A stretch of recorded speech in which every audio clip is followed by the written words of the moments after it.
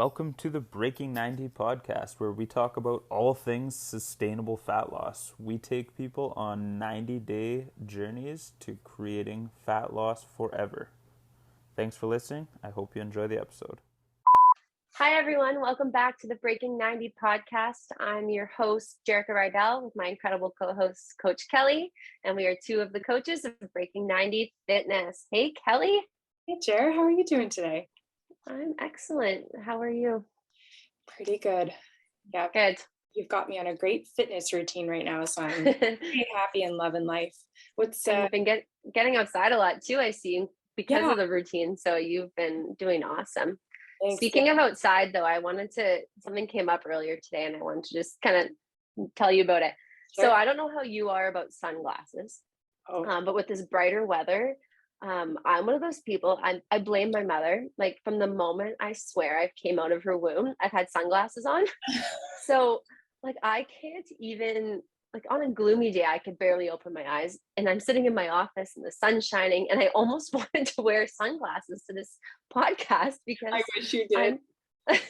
because I'm so sensitive to light. And I think there has to be a fine line between kind of it.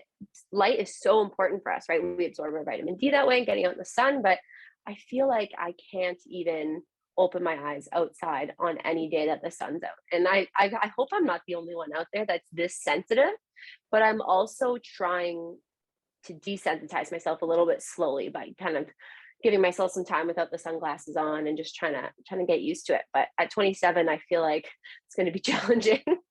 I love it because aging only makes it worse. Yep. But anyway, the only one. Are you a big sunglass wearer? Yeah, and I mean, I remember studying in school, like blue eyes are far more sensitive to light just because of right and all of that in the eyeballs. So yeah, it's interesting. You have brown eyes though.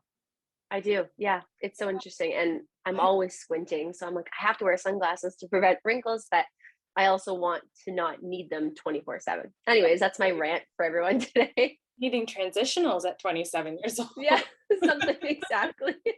That's hilarious. All right, Kelly, what do you have for me today? I would love to pick your brain again. I'm looking at the difference and the intents behind interval, circuit, and regular workouts, just to educate listeners on what might be, great for them, what they might want to gravitate towards in different goals. And I thought, who better to talk to than you? For sure. That's a great one. And I think it's a good place to start for anyone who's just looking to start incorporating exercise routine into their program and they don't know where to start. I kind of have couple different ways I want to look at this. So we'll see what you think and ask questions as we go. Obviously first and foremost, let's just kind of go into what each one is. But I would also like to I'll explain them and then maybe like why we would choose them or why I would choose one over the other for specific populations, if that's cool. Okay, so let's start with circuit training. Circuit training is probably one of the most common that we typically see. I think because it's simple in the sense that typically you'll pick, on average, the definition in quotations is like 6 to 12 exercises. It doesn't really matter, 6 or more, 5 or more, a couple exercises. You'll pick them and you'll do them. Typically we see in a specific time frame.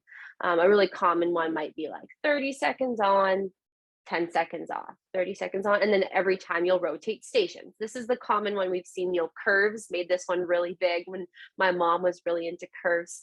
She'd go into stations and she'd do the specific exercise for X amount of time. You would transition to the next station during your rest and then go for it. I think a lot of people, when they think circuit training, they think they have to do an all-out intensity during that period of time. Now, the reason I don't necessarily love that, because form needs to always come first. So let's say, it's bicep curls or squats or whatever it is. It shouldn't be, you're not going max effort because you're only resting for, let's say, a very short time, 5 to 10 seconds. So how are we supposed to recover, right, during our rotation time if it's only a 5 to 10 second rotation to the next exercise? So I love circuit training because it gets our heart rate up. We're able to maybe sustain a higher than usual heart rate over the course of the full circuit, which is great for cardiovascular. However, the issues I see sometimes is that we go too hard and then we don't have enough rest time. And then we're going to the next exercise extremely fatigued. So this is where, for a beginner, we would want to start a little bit more, let's say, body weight or a little bit slower. And then as we get more comfortable with recovering during those times, those shorter bouts, then we can pick up the intensity. That's just the big issue, is that we go into the circuit training too intense, too quickly. Typically, we see them in classes too, right? And that's kind of that atmosphere, is we go too hard into these circuits and then we're not getting that adequate time to recover, which typically sees injuries. I kind of just ranted. There's any specific questions when it comes to circuit training that you have? Well, that's really cool, because I'm listening to your examples and I'm hearing weight training as the examples, and body weights, right? Versus you've put a lot of us on a running routine, like a couch to 5K situation, and there's circuit training involved in that, and form is not necessarily as intense or as big of a focus. Is that fair to say, or is that totally uneducated? Yes, and I'm actually going to talk about sprinting versus resting in the high intensity example, because it's a little bit more geared towards that, because you're typically not sprinting or running hard for, let's say, 30 seconds and then only getting 5 seconds to recover. So with circuit training, it's typically a combination of exercises with short periods of rest. Whereas when you'll notice, and we'll kind of gradually get into high intensity interval training here, you'll notice in your run program, you have 30 seconds hard, but maybe 2 minutes of like breathing and getting back to recovery. That's more high intensity interval training. Cool. And oftentimes people say, oh, I did a HIIT class, but are they talking like high intensity training or high intensity interval training? HIIT often gets misunderstood, but it's very short bouts of high 80% of your heart rate or more intensity, followed by equal or even longer periods of rest so that we can fully recover. And I think that's a really big difference between circuit training and the HIIT, because we work super hard in HIIT, so we need more time to recover. And with HIIT training, it's more common. You'll see it with like bike intervals, sprinting intervals. I'm trying to think, like just things like more cardio based. I'm not going to tell you to go max effort bicep curls as fast, as hard, and as heavy as you can, and then rest for 2 minutes, right? I'd rather you do that more in a strength training, go nice and slow, feel the squeeze, focus on the muscle group. So that's when you might see the bicep example in the circuit training, because you have more time to focus on the muscle group. Whereas HIIT, you have less time, you're going hard as you can with longer rest. Does that make sense? Yeah, so much sense. And I think I'm really happy to be a guinea pig of the uneducated and their voice. Like, I think I would sometimes use the word circuit, and what I really meant was interval training. And so sometimes we see people come into the program and they tell us what they like, and they use a particular language that doesn't actually mean what it means. Right. So, like, wires is crossed. Right. And that's so important why we have these, I guess, interviews or conversations with our clients, because if it was just via messenger, I would not really know exactly what they wanted or what they enjoyed doing. And enjoyment of the exercise is something I'm actually going to talk about a little bit after the definition of all these, because that plays a really big factor in what gets programmed in choice of cardio, HIIT, strength. I'm actually going to add another fourth one at the end of this, I think, as well. So we just finished with HIIT. Just basically wanted to take home message. It should be high percentage of your heart rate. Typically, in averages, numbers we see is 80% or more. How often do most of us almost hit a max heart rate? The general population, it doesn't happen very often, right? We don't know how high we can hit. We don't know what 80% is. So I personally, and I'm a big firm believer in, at least Dr. Andy Galvin, I could have maybe poached his name a little bit. He was on one of my favorite podcasts, the Huberman podcast, the other week, and he mentioned once a week, I believe it was once a week at minimum, we should all be hitting a near max heart rate just for health, heart health and longevity. And I thought that was so amazing. And I've been really pushing that as a proponent and something that I like to teach, because HIIT training, sometimes in circuit training, you can achieve this, but very rarely. That's why I love seeing HIIT training once a week. And that's why you see it once a week in your intervals, in your running program, because it's so important to get the heart rate up. And we'll notice that over time, in that 30-second bout, I'm getting you to sprint, your heart might be hitting 180, but now we're getting more conditioned. Now I'm only hitting 175. So I can work at higher intensities with a lower heart rate. And that's how we get better at these specific running programs.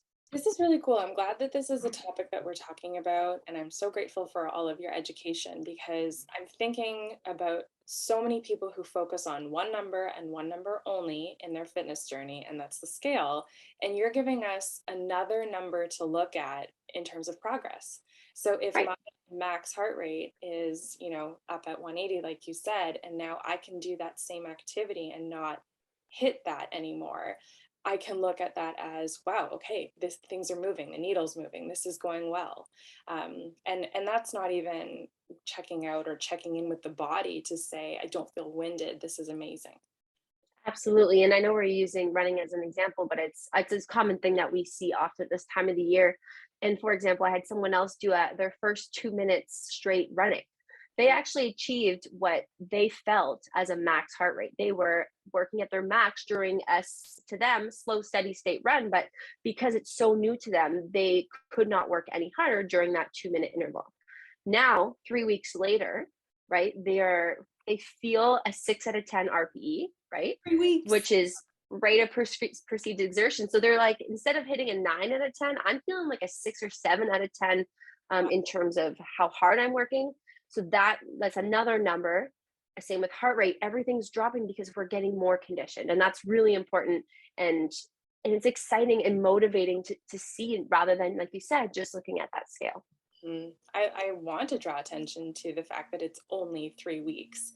I think people, some people can look at that while you're in the thick of the 3 weeks and think like, oh, this sucks, this is hard, right? And then it's like, but 3 weeks ago, only 3 weeks ago, this is where I was at. Absolutely. The body can definitely adjust quite quickly, especially when we're just starting out. It's crazy how quickly things can change in the first few weeks of exercise. It's amazing. Cool. I want to jump to strength training. Strength training is obviously one of the things we are, as coaches, you'll see we are big pushers of and firm believers of, not only because it helps with our muscle mass, but it's just important as we age, right? A lot of our clients, Kelly, most of them are, we'll say 35 and over. We don't typically see much under it with breaking 90. So what happens at that 33-ish age and older is we start to lose muscle mass, we start to lose bone density. Strength training is just excellent for all of those things and more. And to get into a bit of a definition, it's kind of a loose term. You hear resistance training, you hear strength training. And sometimes when clients come to you, they're like, I love strength training, but what do you mean? Some of them will say, I love strength training, but I like to lift so heavy in that 3 rep range. Well, it just depends or some of them are like 12 rep range and I want to build size. So let's look at it as a general term, right? Typically strength training is involved with specific reps, specific sets, looking to increase hypertrophy, muscle size, looking to increase strength, looking to increase power. And depending on which rep ranges and which percentages and what type of weight we use, that will determine what specific goals we're hitting within that strength training window. Does it need to be weights? No, right? Resistance training is another synonym. So resistance could be your own body weight resistance. It could be banded resistance. It could be, like I said, dumbbell resistance, barbell. So there's different types of resistance we can use, but typically there's some type of load added to the body. Awesome. Cool. When it comes to strength training, I want to make note that typically it should be, in my opinion, and in most coaches' opinion, should be done in a program manner, meaning you should be following some type of program. It doesn't, and we talked about specifics of strength training program in a previous podcast, and it should include progressive overload. And I want to just kind of hone in on that again, meaning strength training on a Monday might look like you're doing squats. Maybe next Monday, you're doing an extra set of those squats, or maybe you're adding weight to those squats. That is progressive overload. In some way, shape, or form, things should be getting more challenging for an X amount of weeks or however your program is laid out. Awesome. Okay, so now that now that we talked about the 3 that you mentioned, I do want to add in just steady state cardio. This is something that is typically seen in programs or people who go to the gym. They hop on the elliptical for 20 minutes, steady state, right? Meaning the intensity typically doesn't change. Typically it's low, long, steady state. You'll see it written as LSS. This could be for a 20-minute period, 30-minute period, upwards of 40, 60, right? So you might see cyclists on the bike for 2 hours. This is what I'm talking about. So it's those longer periods of time, typically at a lower intensity for a longer duration. And that's one that gets programmed as well. And that's something that some people love and some people get bored at pretty quickly. So that's just another one I wanted to add in. Yeah, that's cool. Awesome. So, go ahead. Yeah, I was just going to say, I love having the conversation about the different kinds of exercise, not just the physical, like what is it that you're doing, but the intent behind you're doing it. You're talking about choosing these different programs for different goals. Like, I think it just gets people reconsidering what they're trying to achieve and reevaluating why they enjoy it and why they don't. Because sometimes we write things off really quickly if we're not feeling it in the moment and we think, oh, it's not for us. So hearing you talk about different opportunities, I think is really great that people might decide, maybe I'd like to revisit that and see if I could enjoy that in a different way. Absolutely. Absolutely. And then when it comes to choosing maybe which is best for you, I think as a coach, I'll kind of run through how I guess I kind of narrow that down and maybe see if there's some questions you can ask yourself if you're someone listening and how you can kind of figure out which direction you want to go in. So the first and foremost, we want to talk about our goals, right? That's something that you should be, and you've done a podcast, I think, with Coach Alex talking about the why behind your goals. And that's where I would recommend starting, right? Figuring out specifically, right? We're talking exercise. So we're talking specific exercise goals. What is the goal? Is it building muscle size? Is it hitting a new 1 rep max on a weight because you love lifting heavy? Is it getting faster in your 5K or being able to do a 5K? Is it just fat loss? Or is it just to get moving because we don't move very much and we just want to increase our movement? So it's asking yourself, and it could be like any other different ones. I'm just giving examples. And starting there will help geared towards where we're going to head next. Awesome. This is so great. Thank you.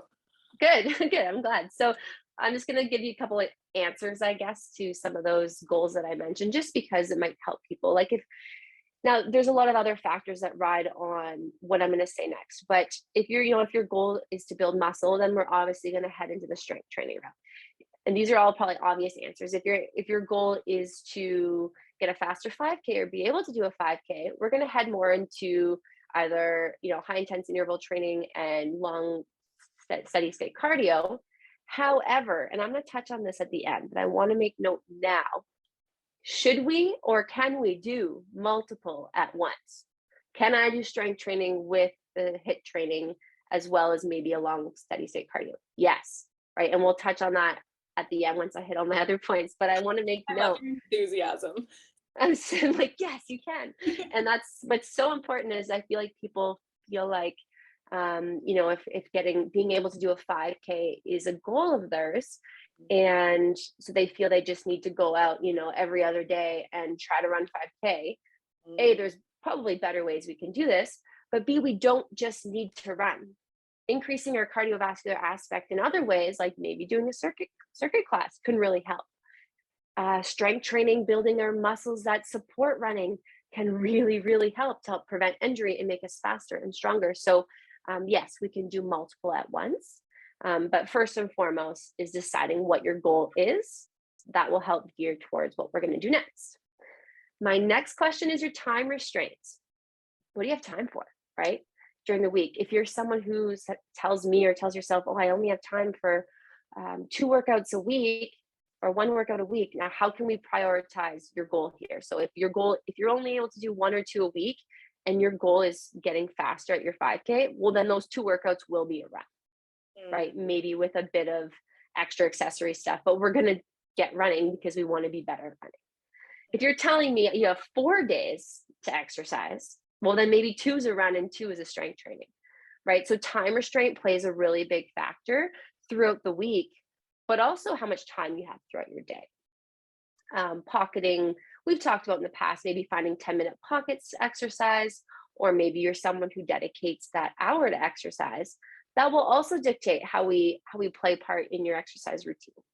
If you're someone who has those 10-minute pockets, that first 10-minute might be your run, and maybe your afternoon 10-minute pocket might be a bit of core work to support your core while you're running, maybe some glute work to make sure you're strong. So understanding that the time that we have available can also play a part along with your goals.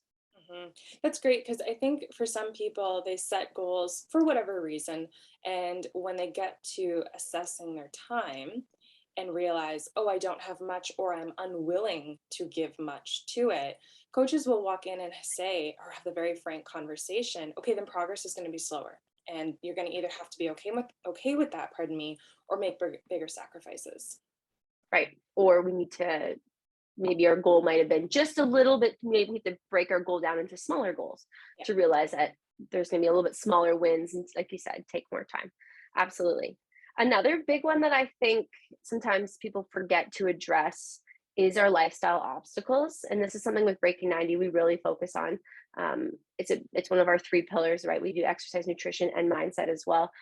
So lifestyle obstacles, if someone were to come to me and say, I really, really love high intensity, all out max interval training, sprint as hard as I can. I love doing it. It feels really good. However, I am going through one of the highest stress periods of my life right now. I am probably not going to give you high intensity interval training because it puts an insane amount of stress on the body. We talk about physical stress when it comes to working out, but mental stress affecting our central nervous system, it's crazy. How working at these near maximal loads or near maximal intensity can affect us even for hours after throughout the day. So having that discussion with either yourself or your coach, just understanding what period of life you're in, what's going on outside of the gym to know what type of goals. Sometimes stress and just lifting something heavy feels really good, right? Sometimes if someone's stressed and they just pick up a heavy weight and squat it and you're like, oh, I feel so strong. That can be a great stress reliever. Whereas maybe sprinting, like I said, at an all out max might not support what's going on internally outside of the gym. So that's a really important point that I love to always have conversations with the clients about, just so that I'm not running them to the ground while their lifestyle factors are also running them to the ground. Yeah, well, one of the things I'm hearing, especially as a mindset coach, is that there is a definite need for the client to show up and be honest about where they're at, so that they can be educated appropriately. Because if someone is not willing to admit the level of stress that they're experiencing, or unwilling to examine the level of stress, because it can be one or the other or both, then we can't necessarily do a great job in the education department, and assigning them, particular exercises. When there's a frank conversation about where they're at, even if they do love something, then a coach can come in, hold them accountable, meet them where they're at, and then get them to where they want to be. Absolutely. That's a really good point, for sure. That's really, really important. So that's usually kind of one of the big conversations I have. Another one when talking about which direction we want to take would be what you have access to, right? That's a pretty basic one.